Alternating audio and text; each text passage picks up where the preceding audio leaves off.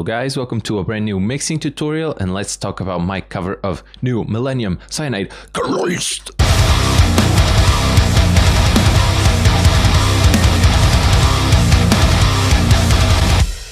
One of the best MESHUGGAH songs by far. If you love Chaos Sphere, let me know. And this is a very simple mix, not many elements. Let us begin. I will go over the master bus in the end, because that's how I usually do it. And since this mix tutorial is going to be shorter, I can do it at the end and not forget. This drum sound is, if you guys remember, oh, thank you. If you guys remember my Invasion kit demo, I mixed two kits in that video. And this is the first kit I mixed. So I called it the Thrashy kit, which I put on the After the Burial song in that video. And this is that exact drum mix. So you go and look up GGD Invasion demo. I'm the first video. And you just go to about 15 minutes to see the exact drum mix on this set. It's a very simple mix. But since it's already documented and very well explained in that video, I encourage you to go watch it.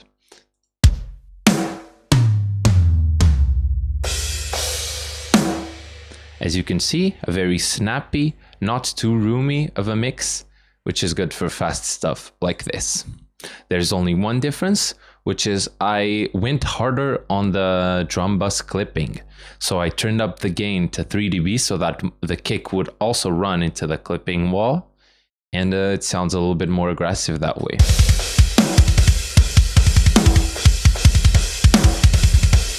You can see the snare, of course, get clipped a lot, but the kick will also be hit a little bit now. Bass tone, super simple. It's all on Joel Wanasek's Bus Glue Bass by Joey Sturgis Tones. This is the DI. And the plugin does this.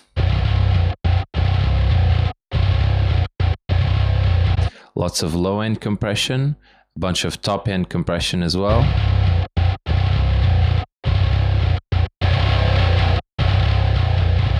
Correctly set their balance and levels, and then 100% of the A distortion.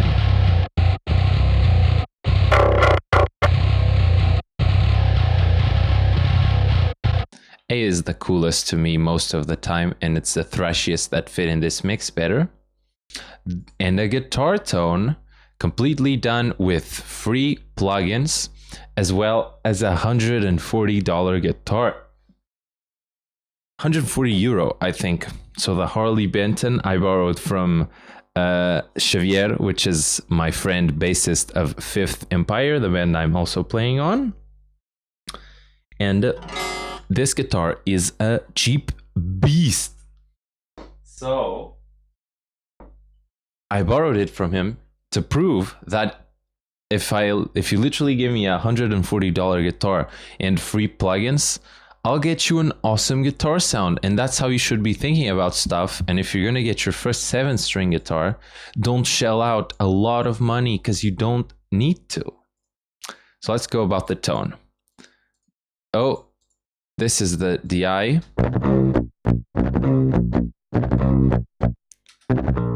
We're gonna boost it. That's what the overdrive pedal does. It gives you more mids and some distortion already on the DI. Then it's the free Emissary amp by STL Tones, my favorite boys. I just messed with the EQ where I turn down the bass and turn up the mids and treble and put it on their free IR loader, which is Nadir, Nad IR. And I selected the V30 off axis, and here's this.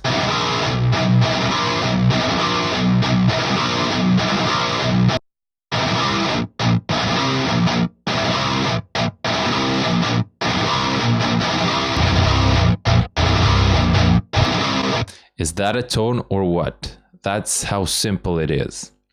Then I only detailed a few spots with the EQ. cut off some rumble beneath 80, some mid-range woofiness at 300, boosted some 3.8, just the tiniest little bit for some scratchiness, and turned down the fizz above 10k.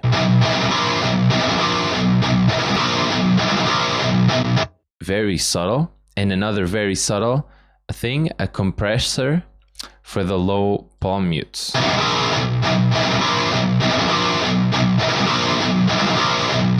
You can see on palm mutes, it goes there. And without it, it's a little bit boomy on the palm mutes. Free Reaper compressor, free Reaper EQ, free STL tones amp and impulse response cabinet loader, and a free booster pedal. There's your free guitar tone. So how I set the compressor: 1 millisecond attack and 10 millisecond release, so that it reacts very, very fast. 2:1 ratio, so that it doesn't compress unnatural amounts. And then the sidechain input going into it is just low end. So it's just listening to the bass frequencies, so that when I set the threshold, it only passes this threshold when there's a lot of bass.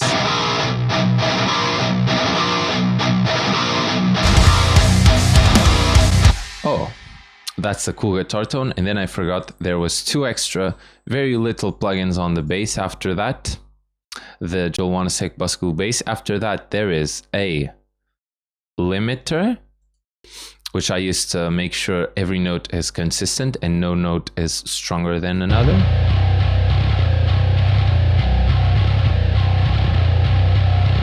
And there's a low-end EQ, which is a filter that cuts stuff beneath 55 Hertz. And a little boost at 200 Hertz, 190. Because this bass plugin gives you a very round low end and then a big cut in the mids, and I wanted that cut to be a little bit less harsh. So I boosted a little bit of the low mid range to make sure it had a nice roll.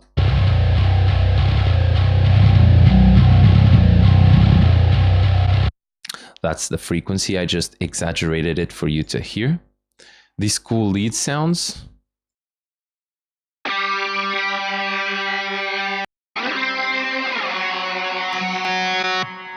So that is STL tonality Will Putney on the stock setting. This is the stock setting, absolutely. Just change the filters on the EQ to get rid of high end and low end, but this is stock amp 1. Then you turn on the pedals. The distortion will be already on, but I'll put a little bit of delay at fucking, what is this? 10% mix. Just so that there's a little repeat, and the reverb is very important. So that's 25% wetness, 4 seconds, and the filters, very important. No high end above 1.7K, because it's all very...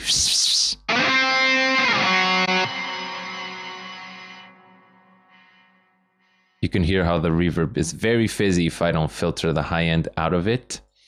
And the low end too, because it's just rumble beneath 150 anyways. And then the hero, a chorus. So the chorus I chose is a very cool Waves one. They have these pedal emulations, and this chorus just immediately gives you crazy stereo.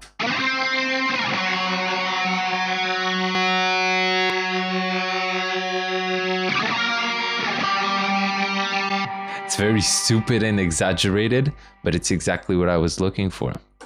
And then filters. Beneath 250, there's no relevant information. And if I filter at around 5K, I get rid of the correct amount of fizz, but not too much presence.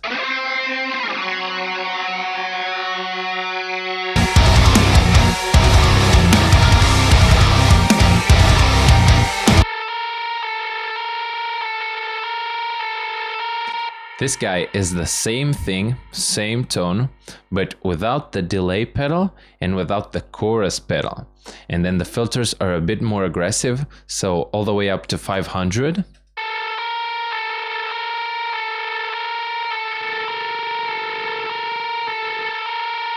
And the 5K one is the same. That's all it plays, right? Yeah.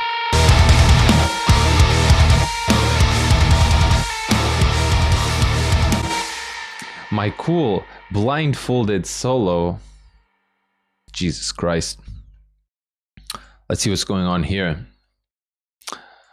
For this one, I selected amp 3 and cabinet 3 because amp 3 is very trebly as it comes in the default state, and cabinet 3 has a great amount of mid-range.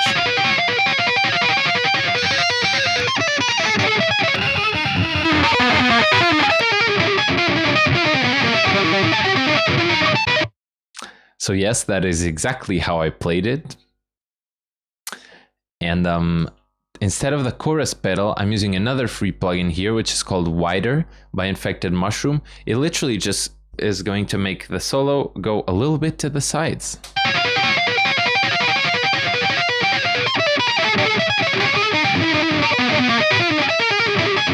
It gives it this phasey quality that it's not in the center anymore, but it's like in a stupid ball, which is perfect because the solo is stupid.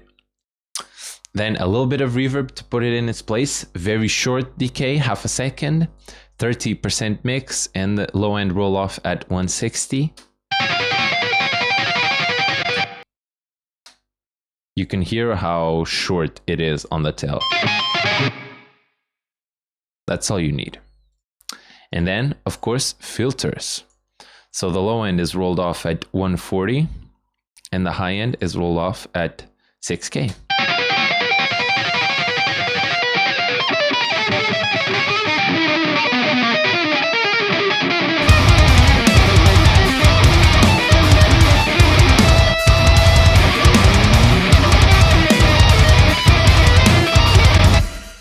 So there you go, guys. Then I would be listening to it as this without the mastering on.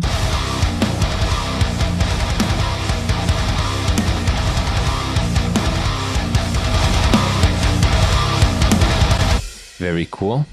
The first thing I will try to put on the master bus is Golfos by Sound Theory, which is basically going to apply a very, very detailed EQ with lots of little dots that move dynamically, as you see here.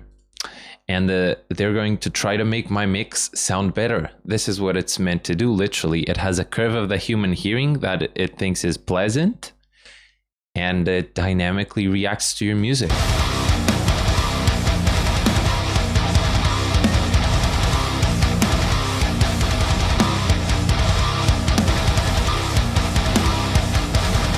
I just bypassed it on and off. The most evident thing is what it does to the shininess of the cymbals. I always like that. Sometimes it's a bit too harsh.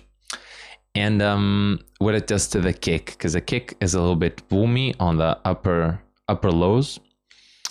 And it tames it very nicely. And those little things it does in the mids, they always add up.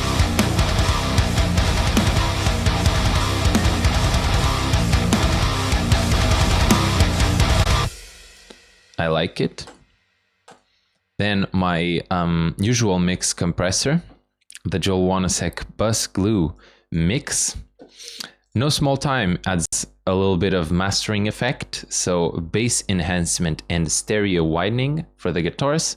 And the Iron Transformer is giving us yet again another bump in the low mids, so the 100 region area, which is cool to make the bass a little bit more round and the guitars carry a little bit more note. As for the actual compression,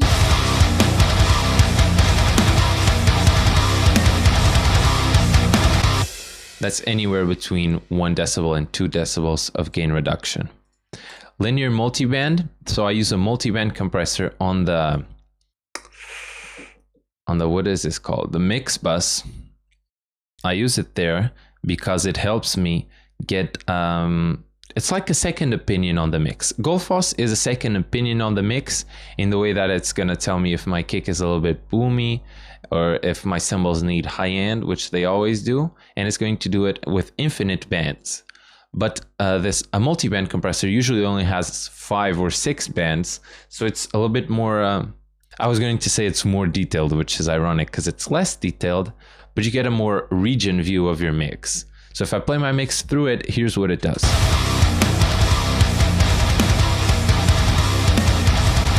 The usual suspect is this guy. I'm usually going to run into that wall the fastest, and that is the mid-range. So the guitars. I usually run my mix through this to make sure that my guitars are in check.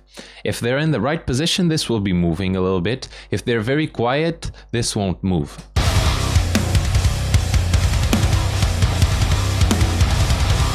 You can see it mostly reacts to the kick. But if my guitars are in the right spot, this will move a little bit.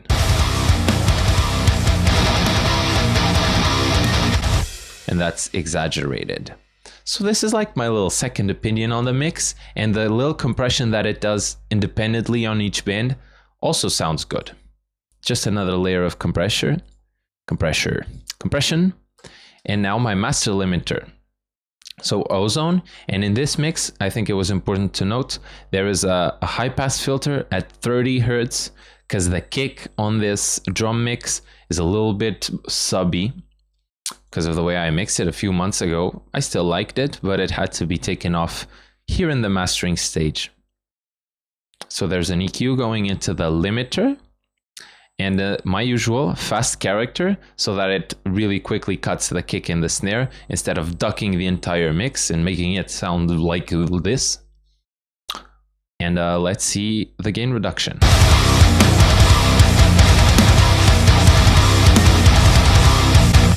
You can see it's focused on the drums. Where the kick and snare hit is where there's gain reduction. If I were to turn off the drums,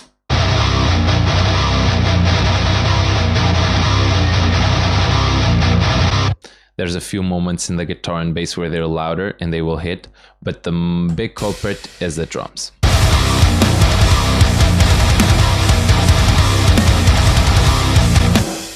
That's it, guys. A very simple mix in the order that I would usually do it, which is cool. And a fucking free guitar tone that I'm very happy with. Super simple stuff. This doesn't have to be complicated, guys. I think that's the lesson for today's mixing tutorial. Thank you guys for being here. One more thing I can teach you. I am foldering the entire mix on a bus track, so a folder like this. And the way you do a fade out is you change the volume on that folder or on that bus, whatever DAW you're using. So this is how I do the fade out at the end. In the same folder that has the mastering effects, you can just turn down the volume, because the volume is post the effects. So after the limiter, it's a very squashed mix that will be consistently going down. And that's how you do a fade out. I selected the 2 points so that I could set the shape. Instead of being a linear fade out, this sounds kind of bad and unnatural. I use this shape, which is a slow start and a slow end. I like this better. Let's see. I'll keep experimenting with it because I get a lot of fade outs on my covers. That's just another extra lesson. Okay, there you go. Thank you guys very much for watching and for your support. Leave any questions in the comments, and I'll see you next time.